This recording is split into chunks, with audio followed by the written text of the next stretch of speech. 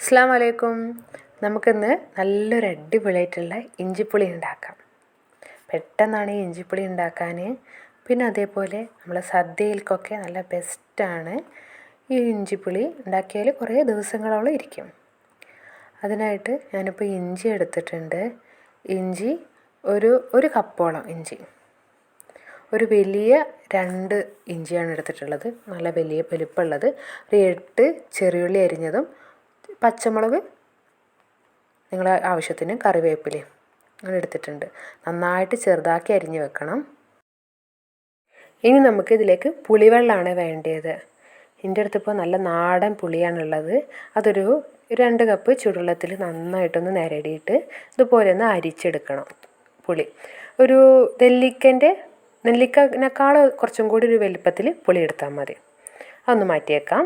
ഇനി നമുക്ക് നല്ലൊരു ഫ്രൈ പാൻ വെച്ചിട്ട് അതിലേക്ക് ഒരു 3 ടേബിൾ സ്പൂണോളം വെളിച്ചെണ്ണ ഒഴിക്കാം. നല്ല വെളിച്ചെണ്ണ ഒഴിച്ചിട്ടുണ്ട്. ഇനി നന്നായിട്ടൊന്ന് ചൂടായി വരട്ടെ. ഇപ്പോൾ ചൂടായിട്ടുണ്ട്. അതിലേക്ക് നമ്മൾ ഈ മുറിച്ച് വെച്ച ഒരു കപ്പോളം ഉണ്ട് ഈ ഇഞ്ചി മുറിച്ചത്, അത് ഒന്ന് ഇട്ട് കൊടുക്കാം. വലിയ സൈസിലുള്ള ഇഞ്ചിയാണ്, 2 മുറിച്ചതാണ്, കുഞ്ഞതാക്കി മുറിച്ച് വെച്ചതാണത്. ഇതൊന്ന് ഇതിൽ കിടന്നിട്ടൊന്ന് 2 മിനിറ്റ് കഴിയുമ്പോൾ നമുക്ക് ബാക്കിയുള്ളതും കൂടി ഇതിലേക്ക് ഇട്ട് കൊടുക്കണം.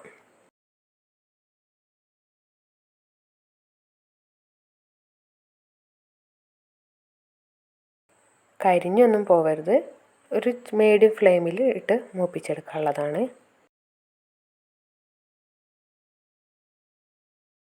ഇനി ഈ 8 ചെറിയ ഉള്ളിയും കൂടി ഇതിലേക്ക് ഇട്ട് കൊടുക്കാം. ചെറിയതായിട്ട് തന്നെ ഞാൻ അരിഞ്ഞ് വെച്ചിട്ടുള്ളത്. അതും പച്ചമുളക് 1 ഞാൻ എടുത്തിട്ടുള്ളൂ. എരിവിന് വേണമെന്നുണ്ടെങ്കിൽ നിങ്ങൾക്ക് കുറച്ചും കൂടി എടുക്കാവുന്നതാണ്. കറിവേപ്പില ഒരു 3 തണ്ട് കറിവേപ്പിലയും കൂടി ഇട്ട് കൊടുത്തിട്ടുണ്ട്. ഇനി ഇത് നന്നായിട്ട് കിടന്ന് കുറച്ച് സമയം എടുത്തിട്ട് തന്നെ നന്നായിട്ടൊന്ന് വഴറ്റിയെടുക്കണം.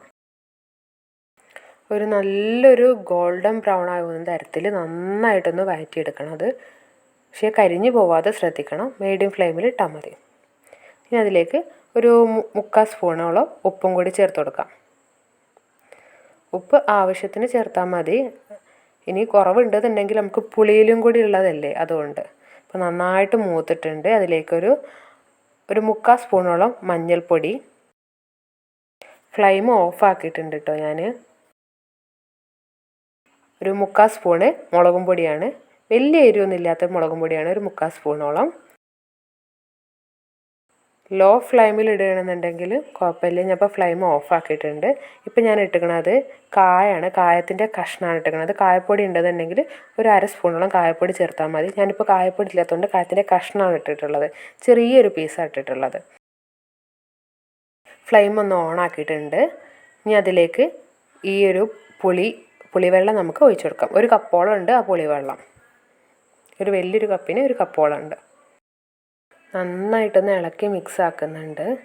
ഇനി ഇതൊരു മീഡിയം ഫ്ലെയിമിൽ കിടന്നിട്ട് തന്നെ ഇതൊന്ന് നന്നായിട്ട് തിളച്ച് ഇച്ചിരി സമയമൊക്കെ എടുത്തിട്ടൊന്ന് വറ്റിയിടണം.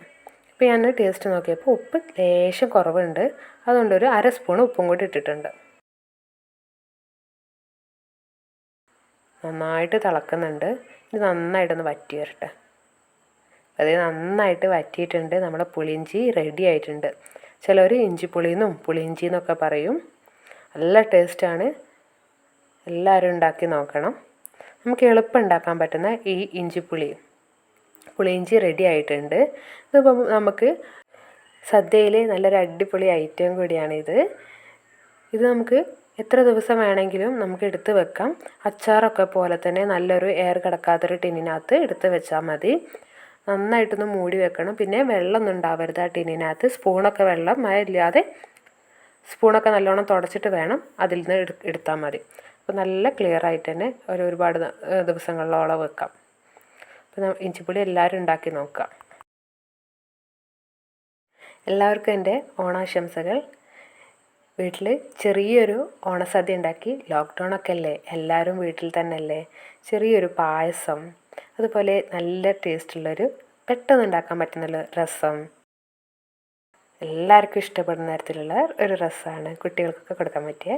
പിന്നെ അടിപൊളി സാമ്പാറും, പിന്നെ അതിലേക്കുള്ള ഇച്ചിരി വെറൈറ്റി ആയിട്ടുള്ള തോരന് അങ്ങനത്തത്, പിന്നെ കുറച്ചധികം ഫ്രൂട്ട്സൊക്കെ ആയിട്ട് ഞങ്ങൾ ചെറിയൊരു ഓണം ഇങ്ങനെ കടന്നു പോവാണ്.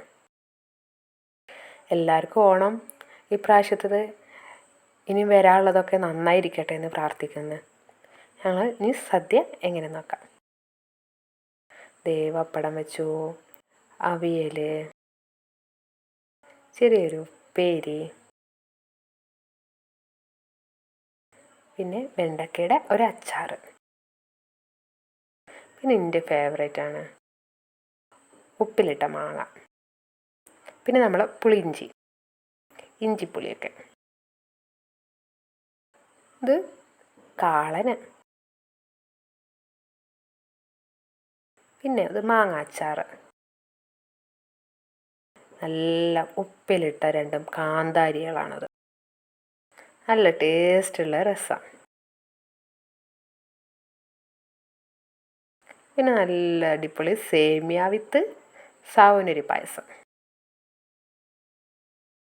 പിന്നെ നല്ല വെള്ളരിയുടെ ചോറും,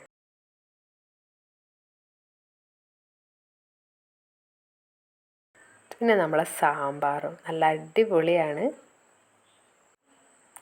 എല്ലാവർക്കും നല്ലൊരു ഹാപ്പി ഓണം. ഇൻഷാ അല്ലാ ഒരു നല്ലൊരു വീഡിയോ ആയിട്ട് നമുക്ക് വീണ്ടും കാണാം.